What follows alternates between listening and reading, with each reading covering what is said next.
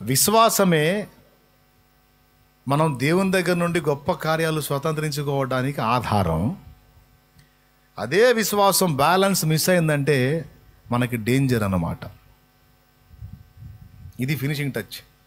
ఏ విశ్వాసాన్ని ఆధారం చేసుకుని దేవుడు క్రియలు చేస్తాడో మన జీవితంలో, వినండి, ఏ విశ్వాసాన్ని ఆధారం చేసుకుని దేవుడు క్రియలు చేస్తాడో మన విషయంలో, అదే విశ్వాసాన్ని ఆధారం చేసుకుని సైతానుగాడు మనల్ని పాడు చేస్తాడు. దేవుడు కదిలి కార్యం చేయాలన్నా, సైతాను కదిలి కార్యం చేయాలన్నా వాసు విశ్వాసమే ఆధారం. పరిశుద్ధాత్మేమో నీకు పాజిటివ్ సంగతులను గురించి ఆలోచన పుట్టిస్తే, సైతానుగాడు నీ దగ్గరకు చేరి వ్యతిరేక విషయాలు నీవు నమ్మునట్లు చేస్తాడు. అది కుట్ర. ఇప్పుడు రోగం వచ్చింది ఒక వ్యక్తికి, వినండి, జబ్బు వచ్చింది ఒక మనిషికి. ఆ మనిషి దేవుణ్ణి బట్టి విశ్వాసం ఉంచి దీని నుండి నేను స్వస్థత పొందుతాను, నా రిపోర్ట్ మారిద్ది, నేను బాగుపడతాను అని నమ్మొచ్చు దేవుణ్ణి బట్టి. లేదా సైతానును బట్టి ఇంకేం బాగుపడతా, అయిపోయింది నా పని, కథ క్లైమాక్స్కి వచ్చింది, ఇక పెట్టే ఖాయం లేకపోతే పాడే ఖాయం అని కూడా నమ్మొచ్చు. ఇప్పుడు ఇక్కడ సమస్యతో ఉన్నవాళ్ళు చాలామంది ఉండవచ్చు. ఇక్కడ లైవ్లో ఉన్నవాళ్ళు, అందులో కనపడుతున్నోళ్ళు, ఇక్కడ కూర్చున్నోళ్ళు, అంధకారంలో కూర్చున్నోళ్ళు. పాపం ముందే అంధకారంలో కూర్చున్నారు వాళ్ళు. పాపం ఏం చేద్దాం, అందరికీ ఎవరికి తగ్గ బాధలు వాళ్ళకు ఉన్నాయి. ఆ బాధలను బట్టి పాజిటివ్గా ఆలోచించవచ్చు దేవుణ్ణి బట్టి, లేదా సాధారణ ప్రేరణను బట్టి నెగిటివ్గా కూడా ఆలోచించవచ్చు. అయితే నువ్వు ఏది విశ్వసిస్తావో అది జరిగిద్ది. అందుకే సైతాన్ ఏం చేస్తాడంటే, నువ్వు అనుకూలంగా నీకు అనుకూలంగా పాజిటివ్గా నువ్వు ఆలోచించకుండా ఎప్పుడు నెగిటివ్ థాట్స్ వచ్చేటట్టు నెగిటివ్ థాట్స్ సిగ్నల్స్ నీ మీదకి పంపుతూ ఉంటాడు వాడు. తమ్ముడు, అది విషయం. అంటే ఏంటి? యుక్తమైనవి నీవు నమ్మకుండా యుక్తము కానివి నీవు నమ్మి దెబ్బతినేటట్లుగా వాడు నిన్ను నాశనం చేస్తాడు. స్త్రీలారా, పురుషులారా, అందరూ ఈ ఒక్క ముక్క హృదయంలో జాగ్రత్తగా ఉంచండి.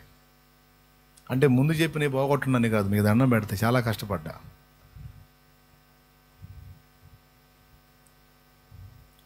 సైతానుకైనా విశ్వాసమే ఆధారం, దేవుడు కదలడానికి కూడా విశ్వాసమే ఆధారం. ఇప్పుడు జబ్బు వచ్చిన మనిషి సైతానుగాడి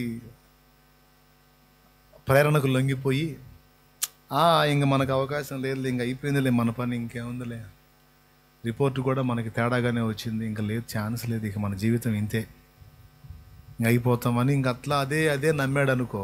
వీడు అక్కడికి పోతాడు. ఎక్కడికి? దేవుని దగ్గరికి పోతాడు.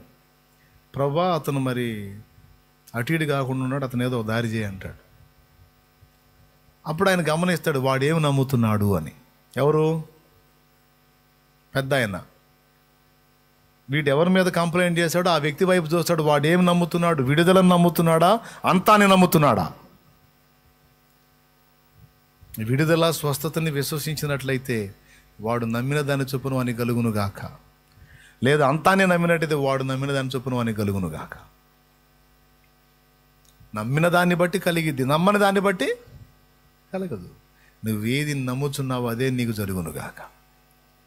ఇప్పుడు ఏం నమ్ముతున్నావు? విజయాన్ని విశ్వసిస్తున్నావా, అపజయాన్ని విశ్వసిస్తున్నావా? స్తోత్రం. ఆయన లేఖనం నీ విశ్వాసము చొప్పున నీకు కలిగిద్ది అన్నాడు.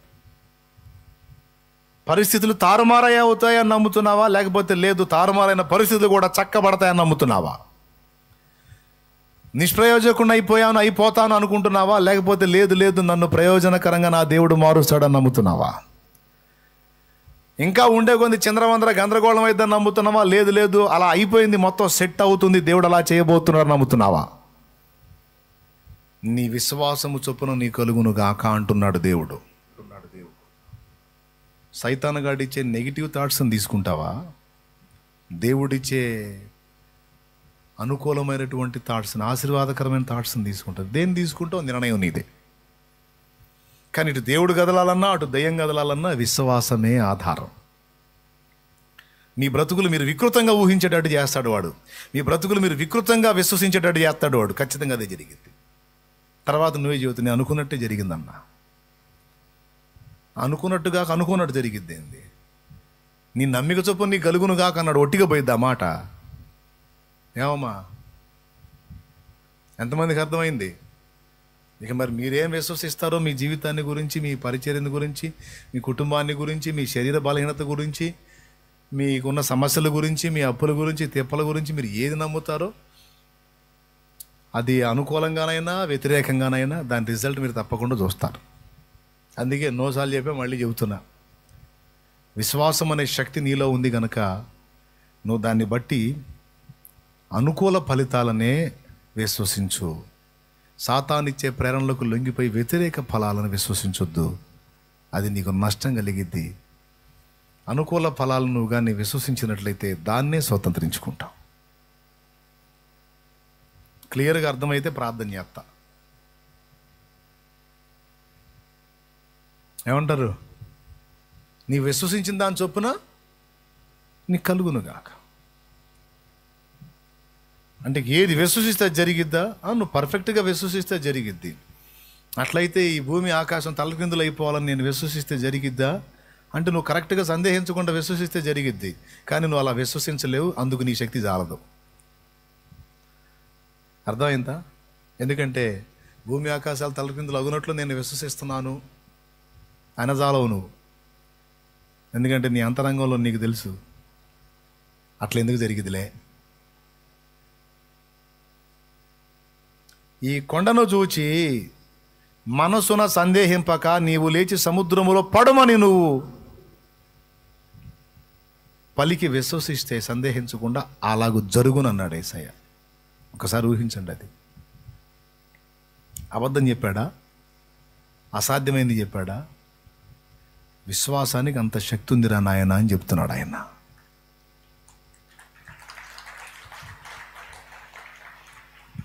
కాబట్టి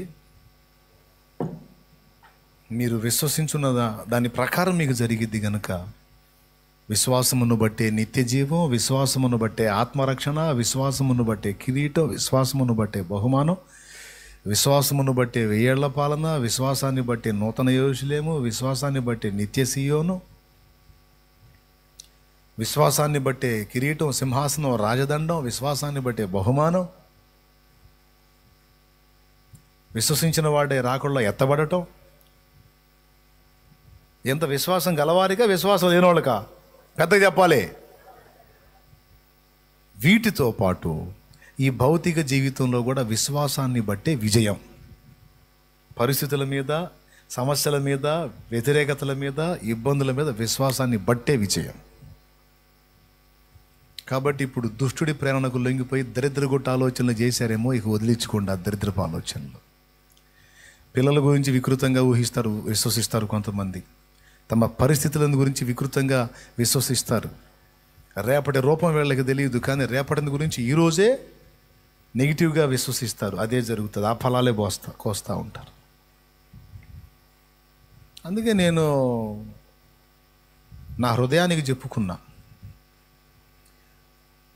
రేపటి తలపుతో నేడే కలతతో కృంగుట ఎందుకు, కలవరముందకు.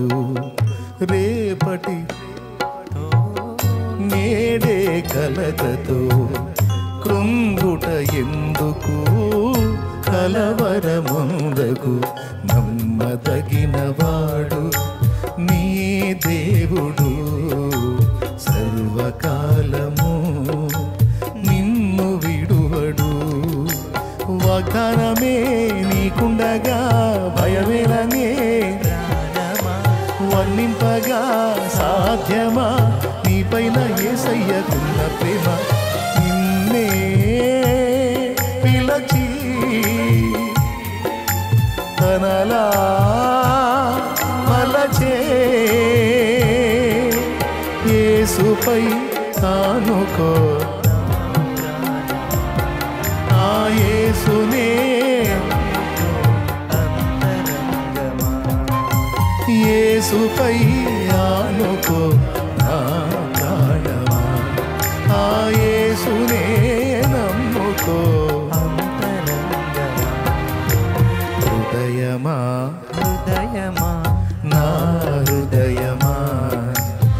యేసయ్య ప్రేమను గాంచుమా, యేసయ్య ప్రేమను గాంచుమా. ప్రాణమా ప్రాణమా నా ప్రాణమా యేసయ్య స్నేహము గోరుమా, యేసయ్య స్నేహము గోరుమా. స్తోత్రం స్తోత్రం. అయిపోయింది. ఇంక నువ్వు ఎలా విశ్వసిస్తావో దాని ఫలాన్ని